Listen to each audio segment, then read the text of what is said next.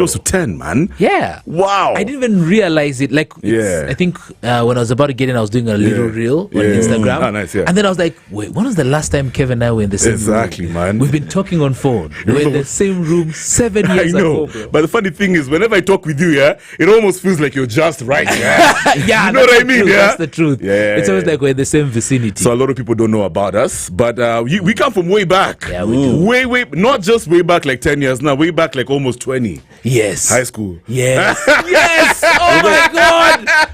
We're in the same high school. You guys were from the same high school as well. But we never vibed. No. When I was leaving, you checked in the following year. Yes. When he was leaving, I was checking in. Yeah. But like we're in the same high school. Yeah. And in Uganda. In Uganda. And then he was the assistant head boy. I would never have listened to this guy. That's crazy. That's way back, I'd actually Chito. forgotten it's 20 I know. years. And then now moving forward, even in the career space, you guys... We found ourselves in the same place. We're brothers in this industry. Yeah. And then we used to train together. We trained together in the gym. Yes. We did boot camp together. Jeez, man. Yeah, early morning workouts. Yes, we used to jog together to the boot camp site. Man, to the boot camp. And then do like an hour, 30 minutes. I know. And then do gym. Yeah. And then this guy actually grew buff. Wow. Yeah, dude. Wow, interesting. And then Kev would cook for me ugali and nyama. Kev, because I'm a good nyama. cook. Yeah. He cooks like the best nyama. Thank you. I was about to say, I doubt he still can do that. Well, some people doubt me out here, but it's okay. No beef, guys. At least you've had for yourself. The one and only, the golden voice, I said it. Yeah. And I can cook. He can cook. I mean, like it goes, like he cooked it like what? Yeah. And orenge. And orenge. Orenge. You're saying too much. I love this. So now, Chito. Yes, sir. Good to see you, my brother. Good to see you Looking too. all fresh. Thank you. I like that. Whatever golden you have on, voice. over The there. big old dapper, man. I gotta walk with the golden voice. It's so is this like a everywhere. counter or what? No, it's the senator suit. Oh, it's a senator suit. This is a senator suit. So you have to find the bridge in between. What can I wear that's in between young and old? Oh, there you go. So you don't look too old, but you don't look like a youngin. It actually does look dapper. So if you walk into an office with a CEO, you don't look off. Takes you seriously. If you walk in and you're hanging with the jeans, like that guy wears. Because now all I have to do sometimes is just move my shoes and wear sneakers. It's true, and it still looks cool. It looks fresh. Yeah, that's what's up. I remember back then. At some point I worked at the county government in Kisumu. Yes, I remember that. You remember? Yeah. So I was off of radio for like a year and a half. Fam, that's when I started growing my dreads. You get Chito. And then there was a time, because that was when COVID was had just started. Yes. And then we went for like a meeting at the boardroom, and then now I was being introduced. To sub-county admins. And now this boy over here is going to be handling it. Some guys are looking at me funny. Like look at this guy with the dreads. But you know what I had? Confidence. Badly, bro. I owned my space. I mean, you could talk. I know it was a risk, especially working for Gava, because there's like a code of conduct. There's the way you're supposed to dress and everything. But I didn't care because I was coming from a radio background, and I was like, I don't intend to be here forever, so I might as well leave a state. We actually need more view people in such spaces. Yeah, I think so. We need more view people. Because they make it real. Because you see, when you hire people who are what's the representative of who you are essentially leading, they speak their language. Correct. So it changes how you speak, and you become more relevant to the people around you. It's true. But that's why I think most governments are detached. Yeah, you think so? Also, what happens is most people get into workspaces in Gava and change who they are. Right. They become the system. Yes. Well, the system you can be with the system, but they're not they're themselves in the system. Yeah. So they start wearing suits. I'm like, bro, last week you were not wearing suits. I know, man. We don't you were with you in sneakers. Just buy your sneakers, man. And so it's that thing for the. I think there's a time to allow for people to just be their authentic self. I mean, don't be overly casual. That's true. You can be smart casual, but show up to the space with your authentic. Of which I feel like we're slowly getting into such spaces. Pole. Yeah. It's amazing how everything is evolving, man. Yeah, what's defined as traditional is now changing. How do you feel watching yourself on TV? Coincidentally, your show is on air right now. Manspective. Yeah. I'm like, this is interesting. Yeah, but you used to look at watching yourself. Yeah. Because you watch yourself, you are like, I shouldn't have sat like that. Because actually, I was about to ask you that we always discussing something with Kev. I'm unable to listen to myself whenever we're doing the short debriefs. Yeah. have you come to a point where you're comfortable to actually sit down through a whole show that you've done? What? No, even hearing myself, What? I still find, I'm like, nah. Like even like right now, if I'm looking at myself and I'm like, why was I doing that? Where was the time? Like, bro, you're your biggest critic. You are your own biggest critic. And then also you hear, like, also when you listen to what you were saying, I'm like, maybe I should have said that differently. Correct. Maybe I should have said that better. Maybe there's always that moment, but man.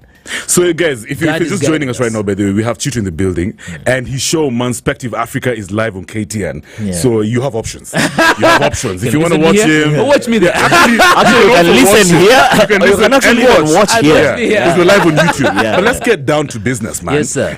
Let's talk about, of course, we're going to talk about the man, the Kenyan man.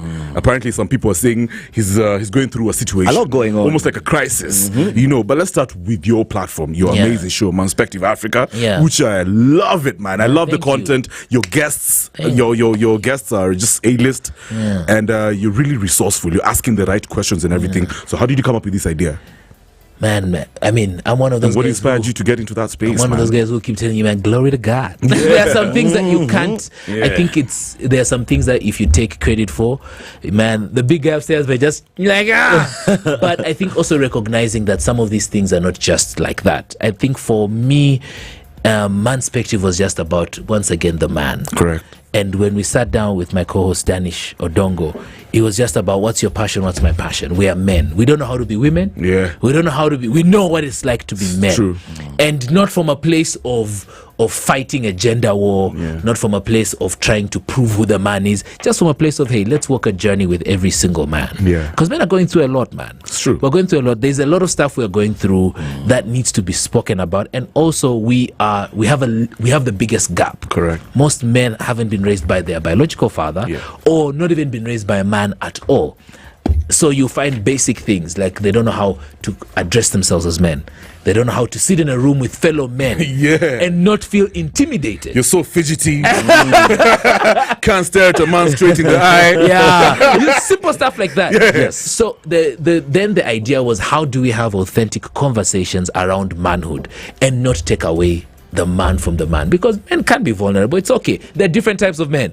Kev is the macho. That's Kevin. Then there's the man who's macho, but oh my God. And then there's the man who's just like, hey, I'm figuring out my path. How can we allow all these men to be authentic to who they are? And also finding what that identity is. Because you see, like for somebody like me, my identity is in Christ. That's one of the most important anchors for me.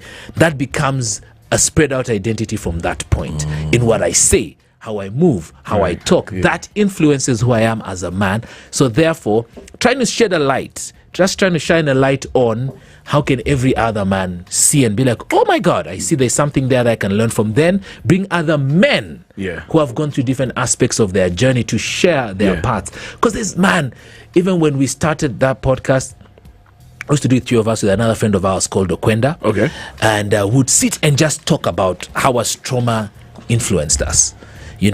How were you? How are some of the things in how you were raised? How do they affect how you're communicating, how you are living, your confidence as a man? So we just have all these vulnerable conversations, which we thought, it's just a bunch of dudes having conversation, till we realized, oh wait, people actually want to hear this. People want to get.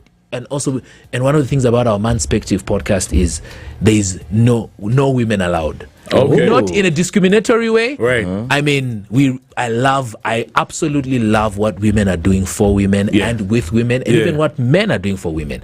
But our platform is it's a man cave. Yeah, so when you say no women allowed, do you mean you don't have female guests? We don't have female guests, and but there are females in our crew. So and even I've even seen the comments. Females actually relate, and they're saying, "Good job, you guys! They like your content." So one of the things was no women allowed in terms of we will not sit down and interview women. Right. But we allow women to get a peek into how do men think. How do men talk. How do men function. So it's that space for ladies. Come watch. Come on. In fact, majority of our viewers are women. Why do you think so? I think it's because finally there is a space where men are being authentic to themselves, so they can really learn, why does my guy keep silent all the time? So it brings more light to the women. Actually. Exactly. Yeah, it's true. So it's helping the man understand the man, but because like I say, the women may not come on the show to discuss anything, but what we are doing for the woman is get a peek into how men think without them being self-conscious because there's a woman in the room, or because you're trying to impress a woman. However, in the crew we have women. I like how you put it. Background, they're women. I've heard some women say they don't understand their husbands, their sons who are now wilding out there, the masculine, the male colleagues that whatever, even some of their brothers, brothers are in church or whatever. So that's actually amazing. I understand what you're saying. But what about the feedback?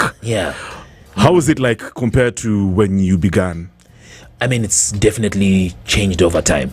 And the pressure, while I'm saying we are exclusive men, inviting women to watch but not on set, there is a pressure for women to come on. Okay. So now people want to hear, how have men affected women?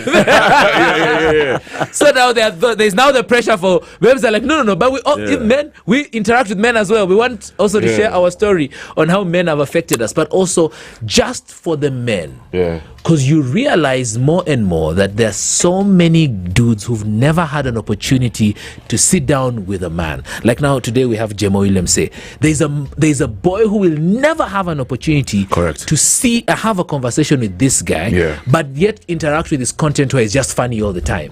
So get him into a space where he can still be funny, but still talk about the things that he's gone through, I love that. or share his thoughts around things. So what are his thoughts around cooking? What are his thoughts around women? What are his thoughts around dating? What are the mistakes he made through dating that we as other men can also learn from? And there a young guy can come in the space and then be like, hey, Jemo did this and this and this when he was dating. Jemo did this and this with money. Because that is also, men and money is a very sensitive, very correlated conversation. Right there. In fact, when we talk about men and money, man, you hear someone go, oh my God, I didn't know this and this. I didn't understand. I didn't know I had bad spending habits. Because we've had different men from different platforms come to talk about money and manhood. Even relationships. Things about, it is actually okay to walk away from the conversation if you feel it's getting heated. Let me ask you, it's called Manspective Africa. Yes. The Africa, I know you added it recently. So, yes. Isn't it? Yeah. So what's the idea? Is it just, do you see yourself at some point now engaging with other men from other countries around the continent? That is the idea. The idea is also to represent the African man. The vision is that it's a manspective from an African man's point of view. Because we hear a lot about the black American. We hear a lot about the black Russian. In fact, more about the black American. We hear a lot about every other black. The black Russian, I like that. But we don't hear about the because you see, we have a different context. The black American is being oppressed by the system. I'm struggling, bro. I got a lot happening. The African man has his own context of how things are happening. The African man is having to reshape himself. He's having to also realize there are certain aspects of his manhood that were wrong, that he has to rethink. It's not just about power, dominance. Power is important. Dominance is important as men. That's who we are. We like to dominate in fields, whether it's in our careers, even financially, we want to dominate. But now to learn to be like, okay, you also have to learn how to still be your man, but allow the feminine energy to come in. So that balance, but also authentic stories from an African perspective. Also, we face different things. I mean, where we are here, our economies of scale are different. How we go to school, what we face when we're in school. Monolization is different from bullying in America. They're both the same in terms of it's both bullying, but how it's done here, I mean, there's no American kid who's being told, hey bro, Ebuenda, chukua hii kiatu, nunua mkate. No one is being told that in America. It's true, In America, it's a different story. But to share those, when such stories of men being bullied, how that affects even you in the office space. Because those are real conversations. Even sometimes the bully. Like, guy, why were you bullying guys, Bala? I mean, what was the thought process? Then you realize all of us are facing different trauma. Correct. The bully is traumatized. Of course, hurt people. Yes. The guy who's being bullied also has ended up with his own set of trauma and also maybe felt weak not to protect himself. To also say, hey, as a man, that's one of the things you do. You protect not just yourself, but also the woman in your life, your family. The things you've got, your business, things like that. Yeah.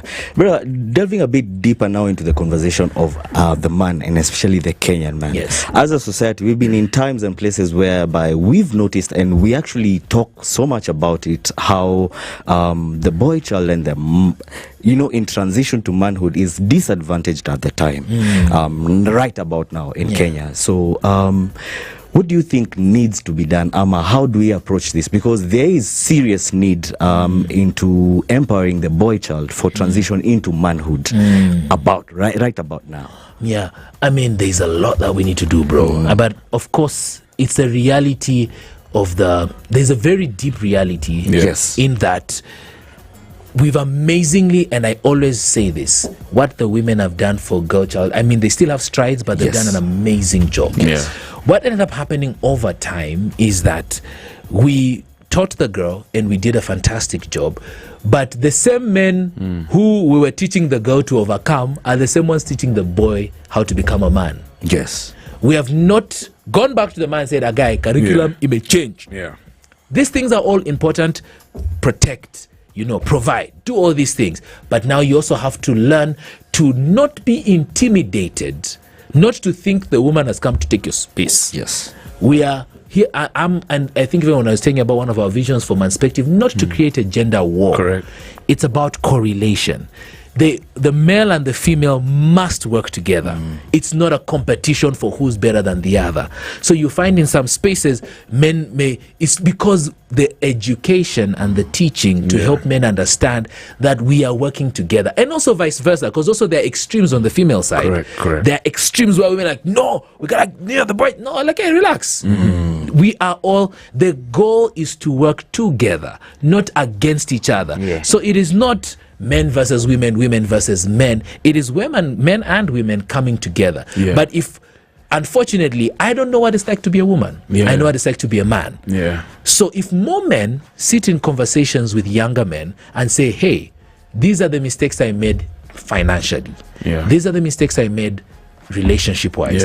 As a young man, foster this like this. When you get into the office space, you will find powerful women. Nothing wrong with them being powerful. Complement each other instead of looking at them as the enemy. But then also, what we need to do as men is organize ourselves better. We need to organize ourselves better and sit in more spaces where we are teaching other young men. So the disadvantage is coming in that we are all saying, we are men, we figured it out. No, bro. There is a path that has been carved out. Let's show each other the path. Say, this is the road we passed. However, your grandfather passed here and Ali. I remember there was a time when the former president Uhuru Kenyatta, just before he dipped at Uhuru Gardens, it must have been a Madaraka holiday, I can't remember. He was saying how, he feels like the traditional family setting is dying. And even these days, if you remember that statement, and if you look around these days, there's too many single family homes, where a man probably is taking care of children by himself for whatever reason, even a lady, for example. And now, how important is it for a family to have that masculine figure?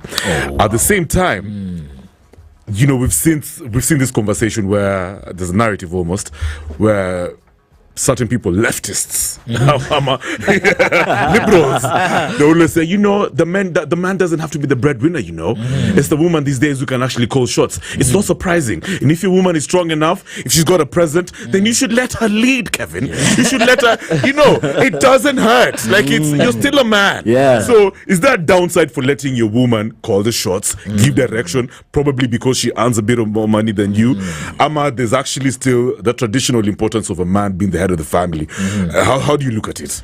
So a lot of my information really comes from my belief system, and my belief system is that, number one, I'll start from as we go down to first of all, a masculine figure is extremely important in the life of every child. Every single child deserves to have a strong masculine figure in their lives. You see why we're having half of the problem. You know why we have corrupt leaders? Because no one chapered them when they were small. Come on. That's what it boils down to. That's what it boils down to. If you're all the way down. No one taught you right when you're in the house. I like that. Because if your father... think about it. I remember myself. There was a time I think I'd seen money on the side of the table. I was like, brah, let's go bowling. Nikachukua. Nikaenda. My father said, I had some chums over here. But then he's seeing his toy is bowling. Where did you get that money from? You try and escape. Long story short, I was disciplined. What did that do to me? Hapa ni mbaya. When you have a strong masculine figure in a household, you instill discipline. An indisciplined society is because of an indisciplined household. There is somebody who lets certain things slip. And then now we have a problem of busy parents who are not going back home to take care of their children. When you look at your president and you're saying, huyu ni mwizi, or you're looking at your deputy, your CS, your cop, basically your whole society, and they're saying our leaders are thieves, it is because somebody didn't instill that discipline. People will say, oh yeah, but you grow up and you make your own choices. Yes, but there's a certain way you are disciplined in which those values are instilled in you. Correct. Even if we go back into statistics wise, when you look at America in the 80s, when there were more black fathers present in the families, crime rates were low. The moment the African American father got out of the household, society went, Think about it even here in our Kenyan setup. Correct. Back then when the father was in the home, even if he was not the best father, but his presence instilled a certain discipline. There was a discipline that was instilled within you, because that's what happens. And I've said this before in South Africa. Say, oh, what do you mean? Men are a foundation. When people say a man is the head of a household, coming to the question you're asking, it's because a man is a foundation. He's a pillar. He's the foundation of the household. He's the foundation of the family system. Not a head so that he can abuse and misuse the authority, but as a foundation. Because once it's a strong foundation, when the walls come up and the roof and the finishings, and you have this woman in your life and this family, that foundation, the society is only as strong as its foundation. 100%. So once again I said, I informed by my belief system. So my belief system, God created man in his own image and his own likeness. So God first created man, then pulled a woman out of the man. So when building a house, what do? You start with the foundation. You don't start building a house with the walls. So by God starting to build a family with a man, he was communicating something. Not say, and then when removing a woman from a rib, as they say, he was communicating something, meaning they're to be side by side, not one dominating over the other. I like that. Yeah. So side by side means there are things that she brings to the table that I may not have. There are things I bring to the table that she may not have. So if you understand that we are here side by side, we are to help one another. And so one of the other things about it for me is when we start involving ourselves in trivial arguments. Oh, like you see now we're being told, Kev, allow the woman to lead. Why is that a conversation for us to be having? Right. When it should be very clear. What are we doing in this household? Yes, the woman can earn more. I know many families where the woman is earning way more money than the man. But the man's respect in the household, a man is not his money. That I think is the biggest fallacy we have. I know men who make a lot of money.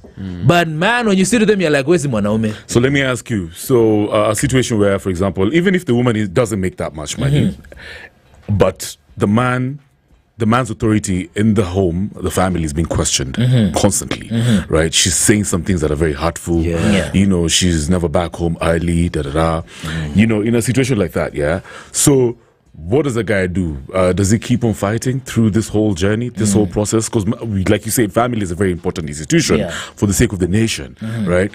Because these days you're also seeing, you're seeing instances where many men are resorting to divorce. Many men, they're saying, damn, I wish I never even met this woman. I should never have gotten married. Very depressed out here. I should never have gotten married. I mean, you find that, bro, I know dudes who la on the couch for like a whole year. He's only been intimate with his woman. Bro, he's been intimate with his mama for like twice a year. right? So a case where this man's authority, his foundational basis is being questioned, what does he need to resort to? Divorce now or what? You know, one of the things that I really respect a lot about the marriage institution is that people usually, they're for better for worse bit, it's real. Yeah. But one of the greater things for me is in understanding how men are wired and how women are wired. Women need to be loved. Men need to be respected. Those are two very utmost important things. Yeah. Women naturally love. And the reason why it's that way is because women naturally love. Yeah. I mean, when a woman loves, she loves. There's the I don't like saying his name because this guy who sang "When Women Love, Love for It." We're not going to say his name. We're not going to say his name. He's a molester. We're not going to say his name. But there is a truth to that statement when he said, "When women love for real." Men may not be wired to love, but they respond to respect. So men teach themselves. A man loves, but he knows. For him, love is I have to do these things for you to show you I love you. Yeah, more action based. They're action based, and that's how men are wired. Just like that. That's why I remember when I said men are side by side, because one wants respect, one wants love. So what you do in that instance then for me is then, as a man, learn to love well. Right. Let me tell you guys, it may sound cheeky or whatever it is, but there's something that love does, even on a fellow brotherhood level. When you know my brother loves me, Yani, this guy saw me in the mud and he came. He sat with me in the mud. You know, there's something that genuine love does, even to the woman. When she says, man, that's why I treat this guy. The challenge we're having in our society is we don't have backbone. That's the truth. What's that? We don't know how to endure things in the right way. Okay. What we do is, Kevin is talking to me like this. Strike one. Strike two. Yeah. Strike three. I'm done. I'm out. Yeah. We don't know how to. Can I understand where Kevin is coming from? Damn, yeah. How does Kevin resort the way he does? Why does he say things? Why is this woman talking the way she is? Can I love her? If I love her and I love her, I am telling you guys, it sounds very basic. No, bro, that's the realest ever. Love is the ultimate. When you know someone loves you, when a woman knows this man loves me, in spite of, there's something it does, because that's why a man is told, love your woman. What about pain? Yeah, these days we usually say, man, for you to be the ultimate man, for you to be the best version of yourself, accept the pain. Taking pain like a man. Those IG motivational whatever. Face the pain. Look at the struggle in the face. And then they'll always tell you, like a man. I know. So I'm curious. Can somebody be manly and thriving and stretching and abundant without pain? Or do you need some sort of pain, suffering, for you to get the best out of yourself, and so you can add value to our society?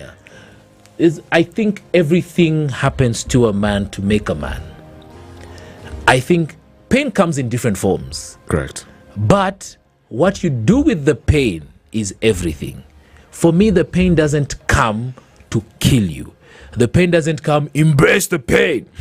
I think the pain is, let me rephrase that, the pain is allowed to come because there's something it's teaching in you as a man. You know the pain of being broke? That's something to you when you get money. When you get money, you're like, I'm not going back. You make better decisions. The pain of a heartbreak helps you appreciate the next woman or the same woman if you get back together. Correct. Better. So the pain is, and that's why I said allowed. You don't hug the pain and it becomes you, because also there's something when the pain becomes a part of you, it distorts who you are. Because remember, if we're talking about a man who understands love and then you take pain into it, you start loving someone with pain, it's a whole other mess. Yes. But when the pain comes and you allow it and say, okay, what is this pain teaching me? Right. You learn the lesson, bruh. Because if you don't learn the lesson, life is gonna come back and he will teach you the same class in a different format. I agree. So it's learn from it. Allow it to teach you. Allow that moment to transform you. Most of the things that happen to us are there to transform our mental, who we are as men.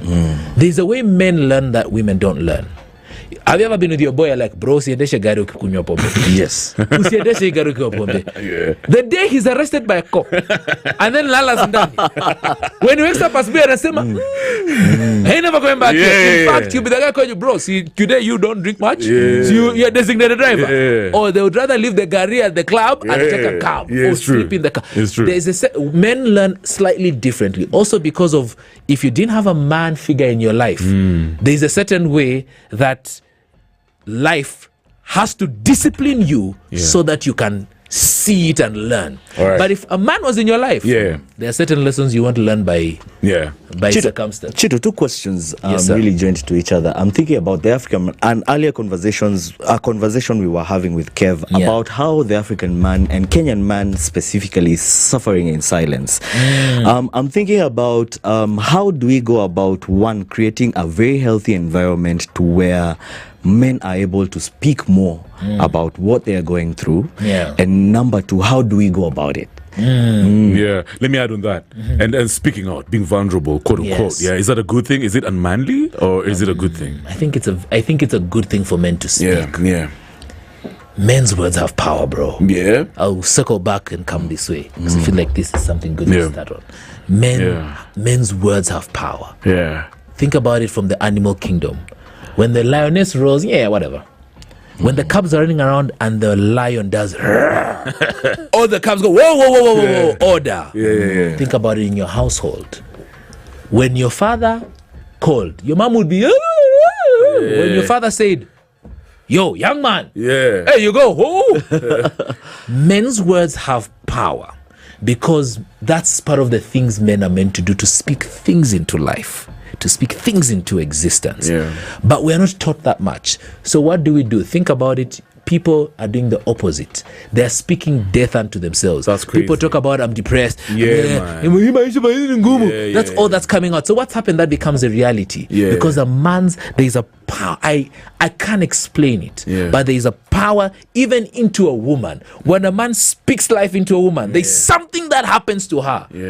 When a father tells his daughter, you are beautiful, bro, the world could think you are not. I swear to God. But the confidence your father puts in you, she becomes beautiful because of the words her father instilled in her. I believe that. So it's important. So when we are having conversations as men like this, we're speaking life into each other. Correct. That's what we are doing. So it's not, is vulnerable the word to use in the that we would understand, yes, but it's speaking life into each other. It's a man telling another man, bro, you will make it.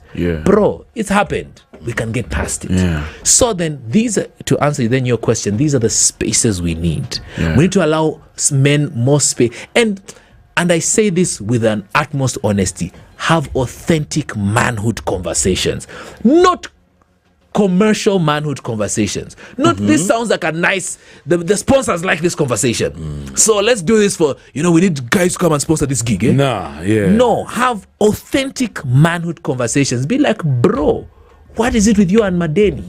Now, speaking of talking, words of power, that's beautiful. Because even me, I usually affirm powerful words that give me life, especially words from the Bible, like that. But, I've seen lately a certain trend, especially in America, even in Kenya, it's kidogo there, where you have young men, young boys, guys who are even in primo or even in high school, who question their masculinity. And now they feel like they're more attached, more aligned to the feminine side. And now, I don't want to name names, but you've seen them, even celebs.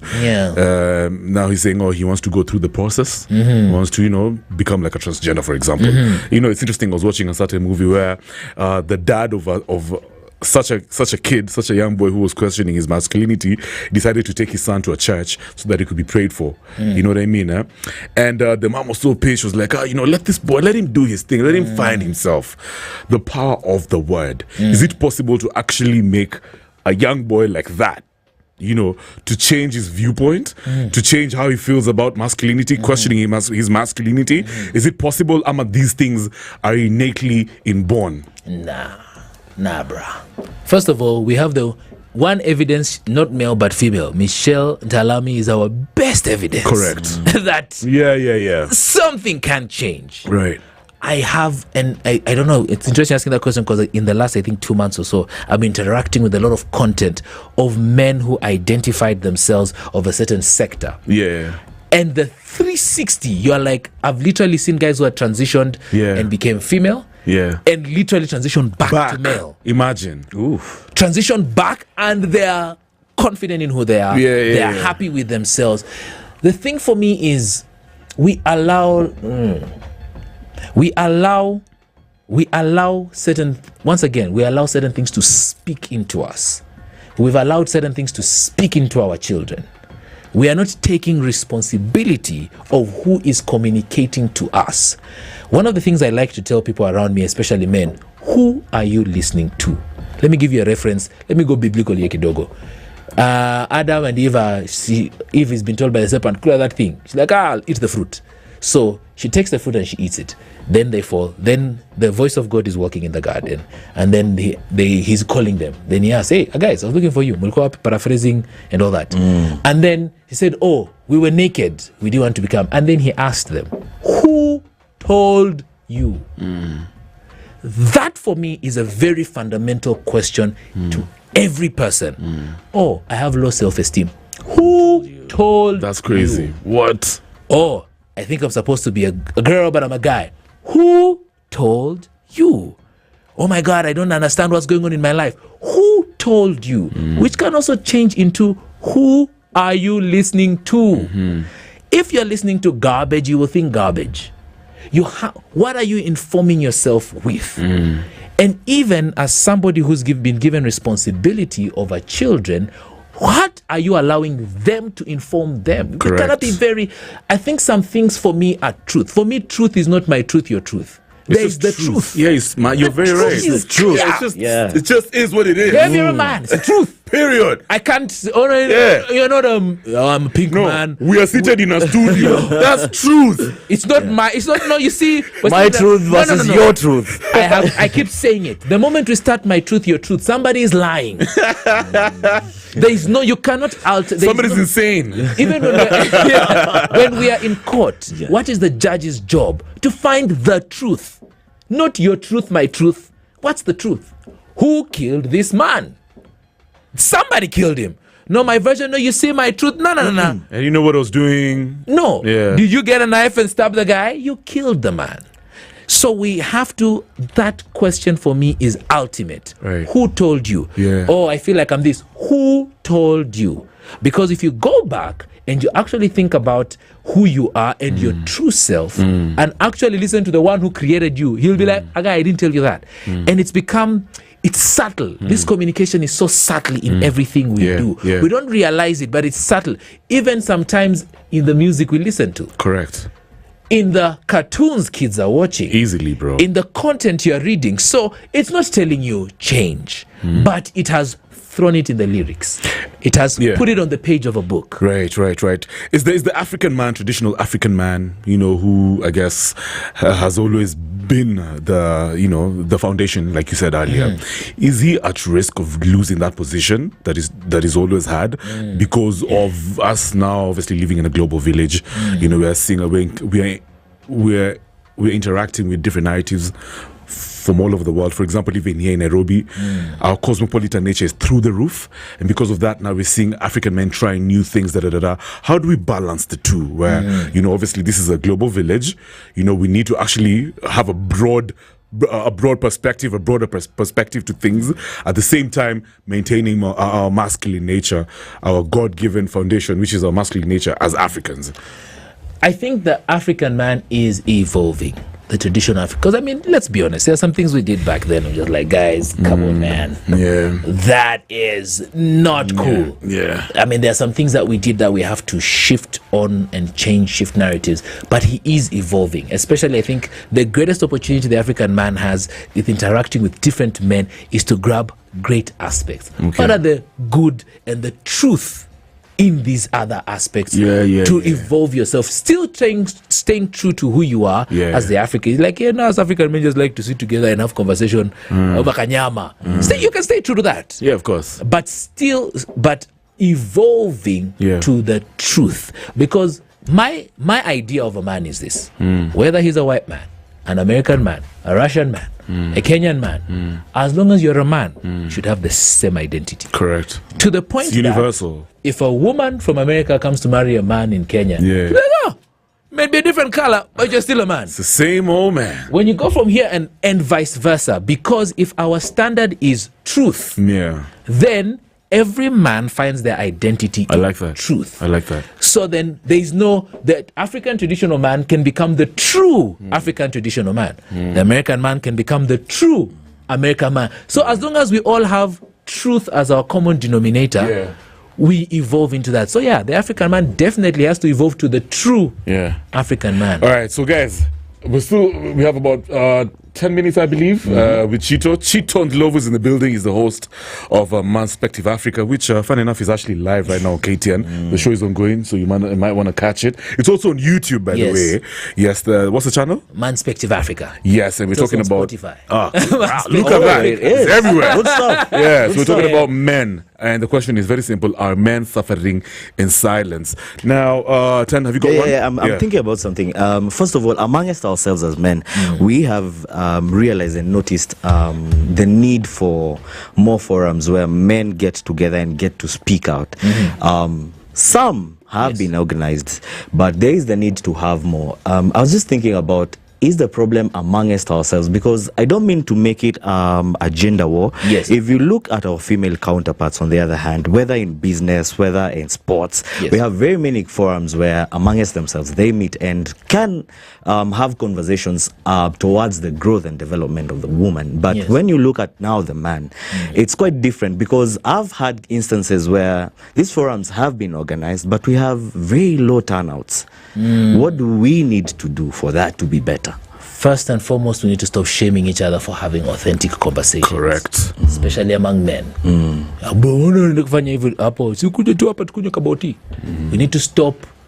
need to stop deflecting. As men, we do a lot of deflecting.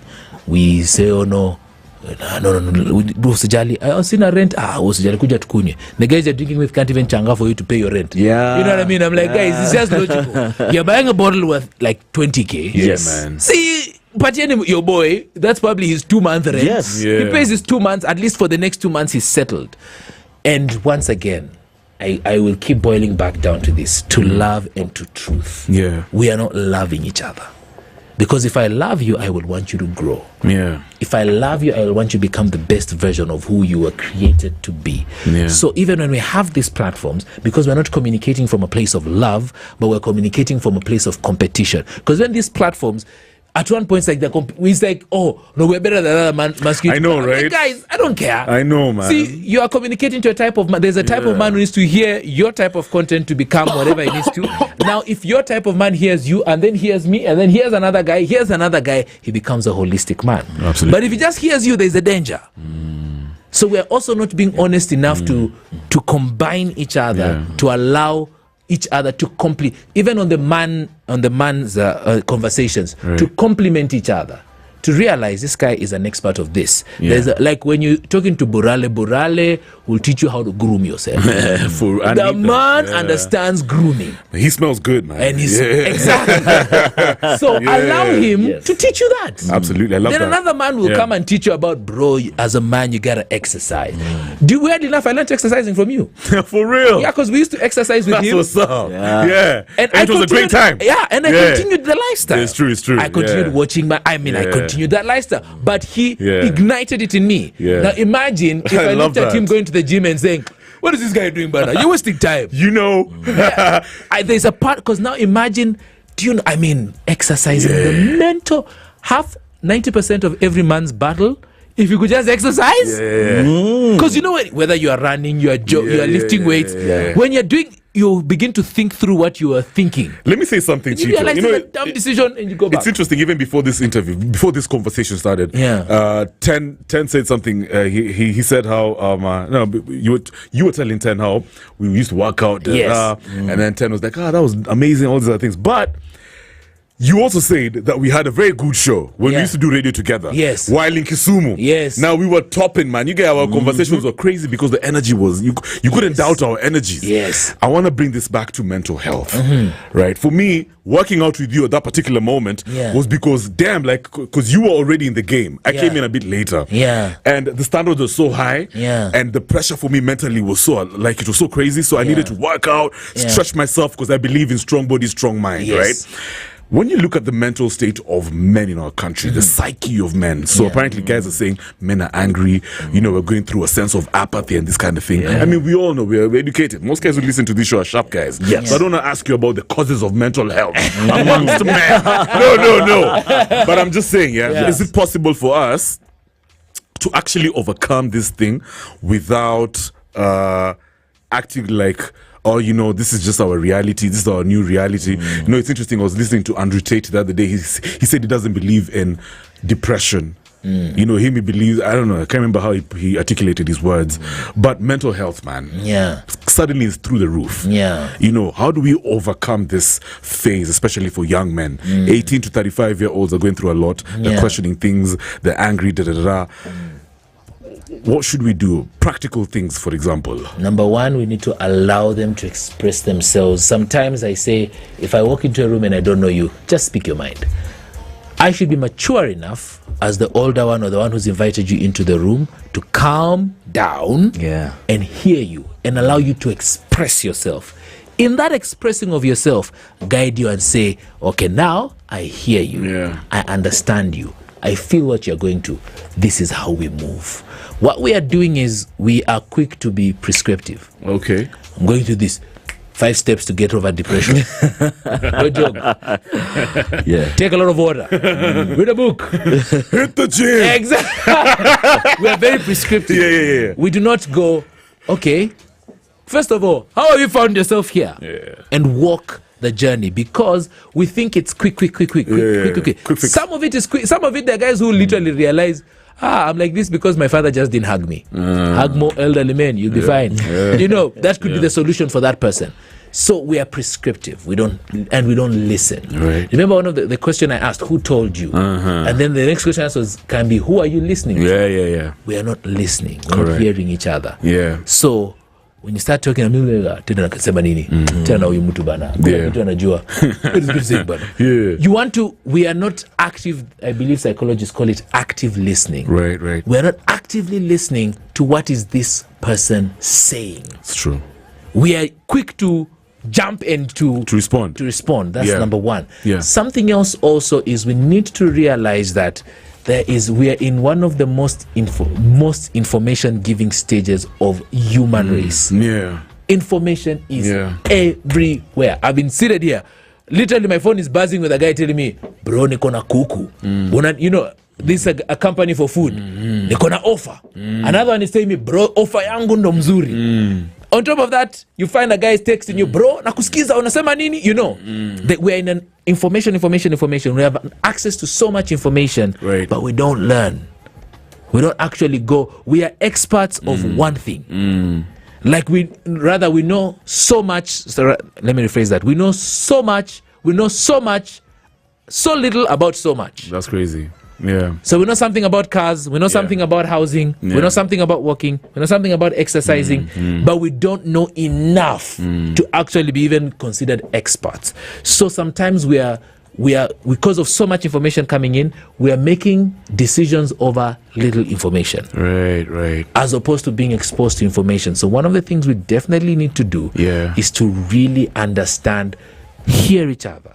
Sit down in a space and not put each other on time limits. Bro, you have an hour. What's going on? You know, sit down, hear this person, spend quality time over and over. Even as men, we need to stop this thing of thinking men. That's why we go to the bar, because we're looking for quality time. That's true. Instead of you drinking, go hike, go do something else. But we actually, when say no, I don't have to be the same. No, your love language is quality time. That's why you're with the homies at the club. It's true. That's your love language. Stop denying it. Stop trying to be this macho man. Find men, spend quality time, and actually have quality out of your time. Easy, man. This is Chito, the golden voice. Man, you get all amazing conversation, I man. love chilling with you, my brother. Hey. What? You're taking me way back. And like I said, guys, is the host of Manspective Africa, and today we're talking about men. Are men actually suffering in silence? Is that true? Well, I hope you've actually, learned a thing or two from this amazing conversation with our brother Chito. And I can see also your show on TV. Same damn time. I know. So thanks, you guys. Thanks for coming through. Thanks for inviting me, man. It's been real, man. So in the next hour, What the Facts is going down. And of course, be a crazy mix, after hours mix, courtesy of the brother at DJ 10KE. Right now, I've got some Must Be Nice, Life Jennings. It's about 4 minutes to 9. Let's go. Good evening.